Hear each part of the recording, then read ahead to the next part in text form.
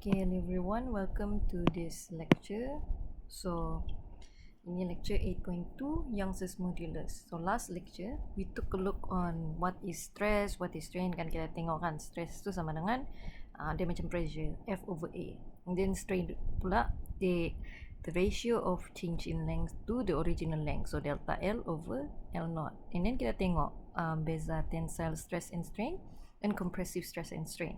So tensile stress and strain ni dia bila kita elongate satu benda tu, kita put tension and then dia ada increase in length lah. Kalau compressive stress and strain, kita compress satu objek and then dia ada decrease in length kan. The last one kita tengok pasal the differences between plastic and elastic deformation. So plastic deformation ni bila objek tu boleh lagi bila kita apply stress on it, dan kita buang kita punya tu stress, kita apply force on the object kan, kita apply force dan kita buka tu objek dari tu force, kita lepaskan dia akan dapat balik pergi bentuk asal. Kalau elastic deformation tu maksudnya bila kita dah apply force on the object ataupun stress, dia akan dapat pergi bentuk asal dia semula.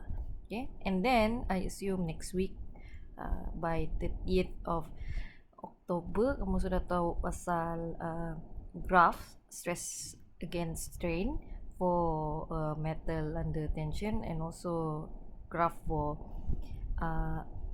F force against delta L, the elongation for brittle and ductile material. So I hope this lecture ni bila kamu tengok ni kamu dapat faham lah. Itu kita cover di tutorial. So ini just covered in previous lecture yang video saya bagi tu. Okay. Anyway, apa kepentingan belajar sama ni? Kenapa saya perlu belajar stress and strain ni? Actually, well, kan stress and strain dia based on the property of the material kan ya, how much force dia boleh kena apply before dia hancur kan, dia at breaking point. So let's say lah, if we don't learn this kan, the building kita stay sekarang ni akan jadi very unsafe. So any contoh lah kerusi tu, contoh dia buat dengan material yang sangat easily mudah untuk hancur lah. Mudah dia undergo elastic deformation kan. Bila kita duduk, kita apply force kan, weight kita tu, and then dia berubah bentuk terus tidak selamat untuk kita duduk sebab kita boleh jatuh dari kursi itu. Okay, that's why kita learn benda ni. Wait, next is okay, let's me start with basic situation lah. Contoh kamu ni engineer, contoh lah kamu engineer and then kamu mau construct a building. Okay, so bila kita mau construct bangunan kan, construct a building, of course kita kena pilih material dia selain daripada design the building itself. And sebab penting juga kan pilih material. And you are given like these 4 choices: A, steel; B, wood; C, brick; D, stone. Okay? And then each of these items ni atau materials ni ada price dia sendiri. So steel RM200, wood RM100, brick RM20, and then stone RM400. So mahal lah stone. So bila kamu pilih material, ni lah kamu fikir ni dengan muka ni siapa nama dia tu, Wojek kan nama dia ni. Kamu mungkin fikir, oh maybe I should get the cheapest lah because kau dapat save money and then kau tak kisah pun pasal the building itself pun. You just want to create a building, so of course lah yang duit yang lain tu pergi tempat masuk pocket saya. But are you making the right choice? Are you doing the right choice by choosing the cheapest one? That's why 8.2 ni nanti kita tengok. So 8.1 tu berkaitan dengan external factors, apa yang kita boleh control. So let's say force kan, kita boleh control amount of force kita put onto the object, kita apply on the object. So itu things yang kita boleh control. But 8.2 dia depends on the internal factor ataupun the property of the material itself. So we call this internal factor as Young's modulus. So Young ni is a scientist and physicist I guess. Then dia sudah test it for a lot of materials and dia dapat value for each material itu ada value Young's modulus tu sendiri. Dan ini Is written here, cakap not influenced by the force applied, rather it describes the material's response to the force. Okay, so itulah si yang buat tu sampai dia dapat semua value for each different types of materials and dia list down lah sampai kita guna sekarang. So 8.2 is about Young's modulus dan ini learning outcomes dia. So the first one is define Young's modulus. So ini obviously akan keluar di PS3 dan ini kita akan belajar di lecture. And the rest, although saya tulis ini di tutorial, kita akan belajar di tutorial, but I decided to put it in the same lecture because kalau saya put yang first je ni, obviously jadi pendek sejalan ni lecture. So apa guna tu? So I decided to use my time wisely and put the second and third learning outcome. So second learning outcome ni apply strain energy U equals to half F delta L from the force elongation graph. So remember in 8.1 kita dah belajar two types of graph. So the first one is stress against strain. So macam mana saya tulis sikit supaya boleh nampak. Okay. So stress against strain. Okay, ni sigma, ni epsilon. Okay, itu the first one. Ni untuk metal under tension kan. And the second one kamu belajar pasal F delta L. So F against elongation, force against elongation ni graph.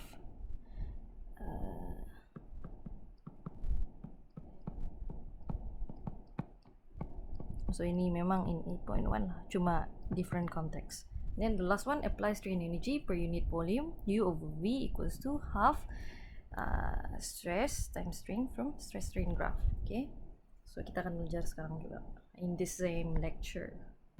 So let's look at what is Young's modulus first.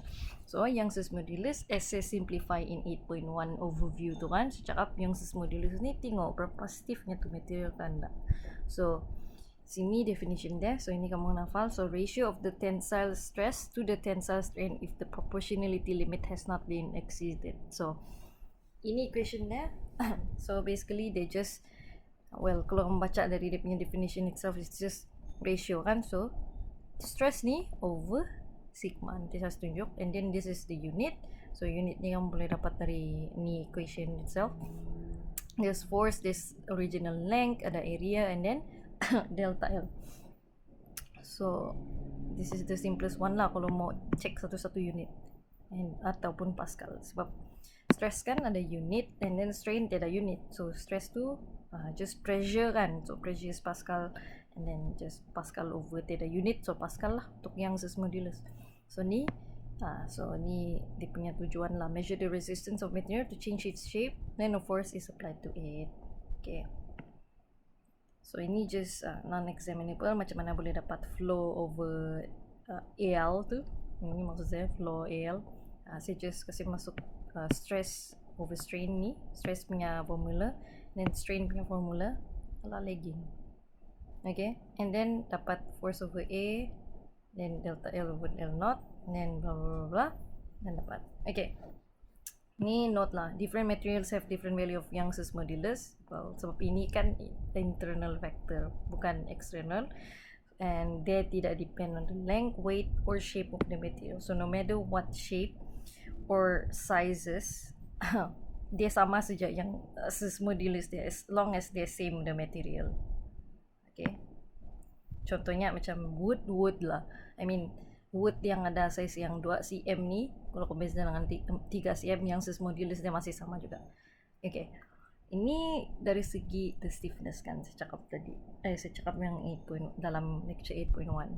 So dia measure how stiff an object is. So kalau dia punya object tu stiff, so contoh kamu ada apa benda yang stiff, pencil. So pencil keras kan, so kamu perlu banyak force ataupun stress untuk apply supaya kamu boleh kasih patah atau change its shape kan. So bila kamu letak banyak force, sikit je strain dia kena dapat sebab dia terlampau keras. So kita tahu Y ni, Young's modulus ni proportional to stress, mana stress? Stress over strain kan. So bila kita apply banyak force, besarlah value of the Young's modulus kan, dia directly proportional. And then little the strain lah, besar dia punya sus modulus. Okay. On the other hand, flexible or stretchable object, contohnya yang senang spring dalam kamu punya pen tu. Kamu buka pen kamu, ada spring kan tu, pen takam-takan tu. Dia senang kamu mau kasih patah kan. So dia ada senang, sikit je stress kamu apply, and then besar strain dia. So kecil lah dia punya yang sus modulus, sebab dia punya stress is, sorry ni salah ni, okay, 1 over strain. So, okay, bila kamu bila a flexible object tu kamu ubah sikit saja kan dia punya stress yang kamu apply, so dia punya yang sus modulus pun kecil. So any object yang rendah dia punya yang sus modulus tu, maksudnya dia punya benda tu fleksibel lah. Tapi kalau dia tinggi tu yang sus modulus dia punya value, dan dia susah lah, dia keras lah, dia tidak fleksibel. Alah, kenapa lagging buat time sekarang ni? Okay, so back pergi situation yang tadi tu. So sekarang saya bagi value of yang sus modulus. So steel 200, wood 14, brick 9, and stone 50. Kan mula-mula saya cakap obviously kamu akan ambil yang murah ni, brick 20. Tapi yang sus modulus dia 9. Apa maksud dia tu? Kalau dia rendah maksudnya dia tidak keras lah kan, dia fleksibel. Okay. So let's say kamu kena bagi 70,000 kan budget kamu. So saya mau kamu pilih mana satu yang kamu akan pilih. Mana satu kamu akan guna material ni kalau kamu akan suruh buat building. Okay, nanti since this will be in YouTube and maybe kamu tengok di Google Classroom. No, just put it in the task. Saya rasa saya lupa letak di task. Anyway, just saling lah. It's just random opinion. Nanti saya cuba lah tanya anyone dan bagi kamu, minta kamu punya answer, reasoning. Kenapa kamu pilih tu object? Okay, it depends on the juga kan, building tu, dan apa kamu punya purpose of the building, dan whether pandai-pandai lah kamu. Okay, so let's say another situation. The distributor tu they show you stress strain graph for their materials, and then kamu kena suruh pilih material mana kamu mau guna. So kamu kan dia campin kan, apa kamu boleh dapat dari stress strain graph tu? Kamu just tahu the price, so takkanlah kamu pilih yang cheapest juga kan. Memang kamu akan pilih yang cheapest lah, so kamu tidak tahu apa-apa dari tu graph. Tapi sebenarnya dari tu graph tu kamu boleh cari yang sus modulus juga. So ni graph yang ni yang dia bagi stress strain graph, and then kita tengok balik yang sus modulus punya definition tu, dia bilang ratio of the tensile stress to the tensile strain. Proportionality limit, nampak ni, proportionality limit has not been exceeded. So at this A point ni actually proportionality limit. So saya assume kamu study ni dengan each point ni. So okay, kita zoom in yang mana dia punya proportionality limit tu, dia dekat sini kan, ni. So kita tengok before this kan dia macam linear graph kan. So kamu boleh cari gradient of this graph ni. So how? Well, gradient kan M sama dengan y2 minus y1, x2 minus x1. So kamu ambil value stress for the second time, and then stress for the second point, first point, and then so on. So saya ambil point 0, 0 ni. So dapat M sama dengan sigma over epsilon. So epsilon sama dengan ni yang modulus. So kalau kamu dapat graph stress strain ni, kamu cari gradient dia, kamu boleh lah cari dia punya yang sus modulus. So tidaklah kamu kena tipu oleh tu distributor. Kamu tidak akan pilih yang murah lah, kamu akan pilih yang terbaik.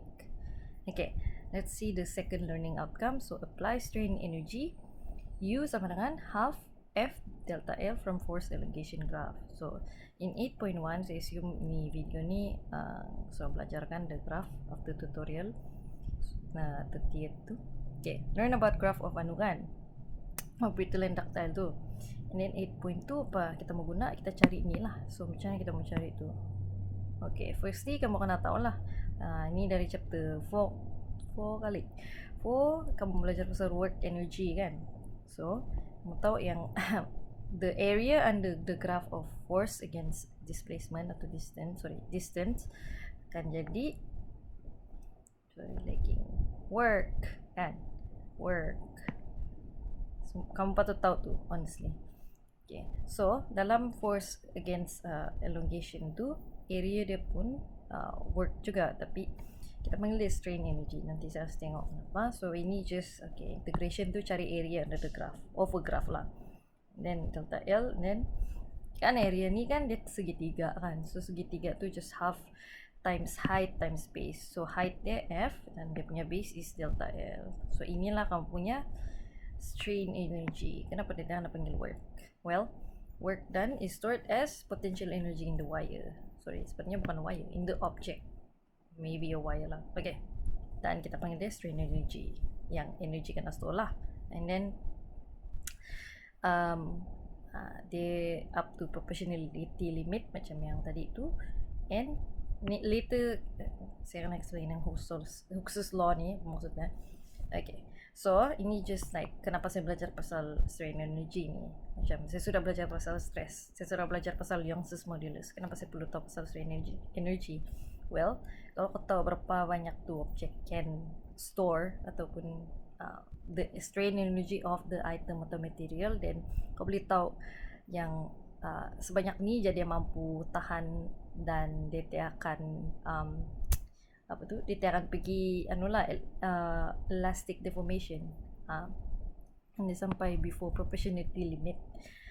So tu objek, kalau kau guna tu objek tu, kau tahu strain energy dia, dan kau within the strain energy of the object tu, kau guna tu objek within the strain energy, dan dia akan always pergi bentuk asal dia lah, gitu. Dia tidak akan rosak ataupun dia tidak akan deform.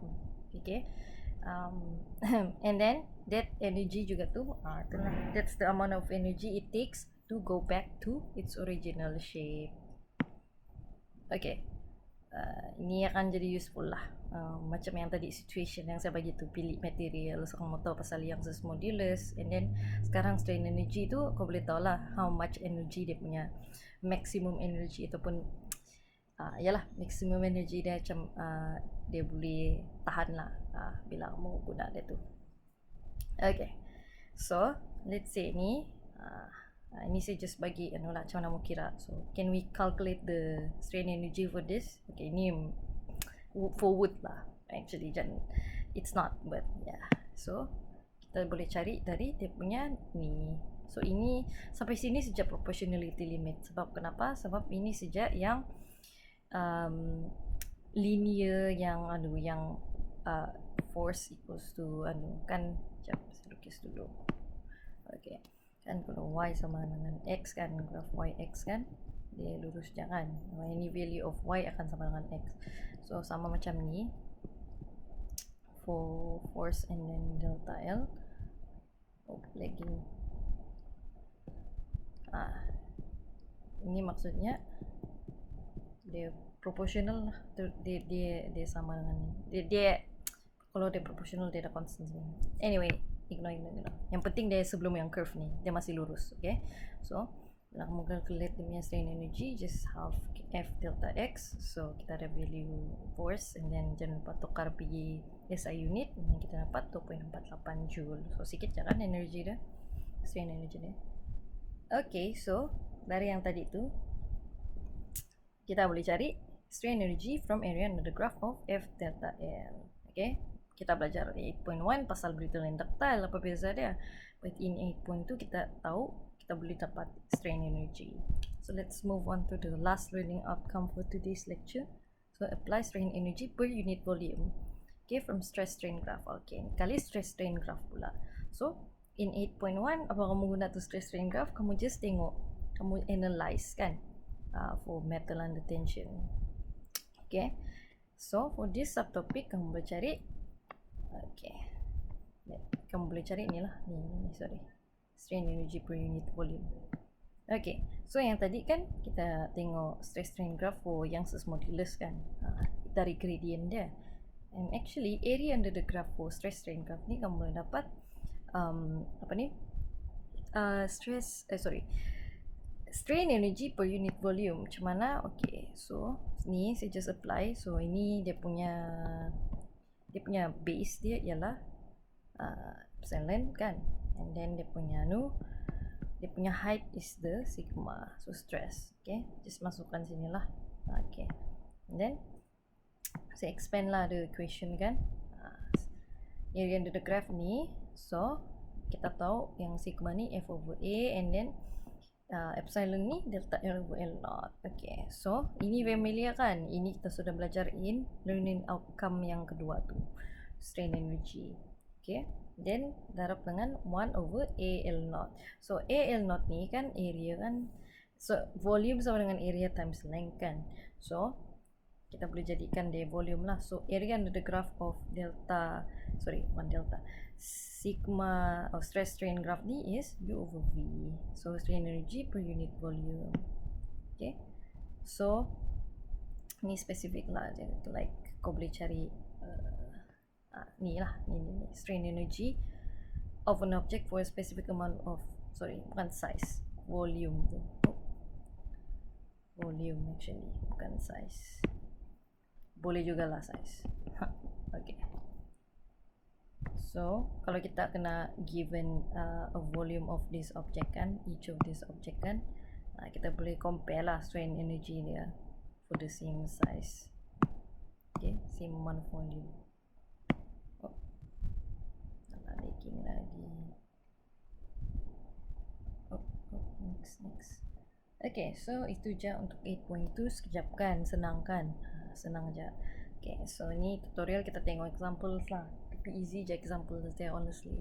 So 8.3 lagi lah. I think banyak fokus kepada 8.3 kali, heat conduction. So that's in the next subtopic. So next subtopic memang heat conduction ni kan, rate of heat transfer. Kamu sudah belajar ni before. So nanti saya buat lecture video untuk tu, ataupun maybe saya ajar di kelas, depends. Okay, so ni task kamu for 8.2, dan jangan lupa tambah yang reasoning tu juga, kamu masukkan juga dalam task. Okay, sekejap saya mention sini. Oh no, kenapa dek? Lagi. Okay, so tadi tu which materials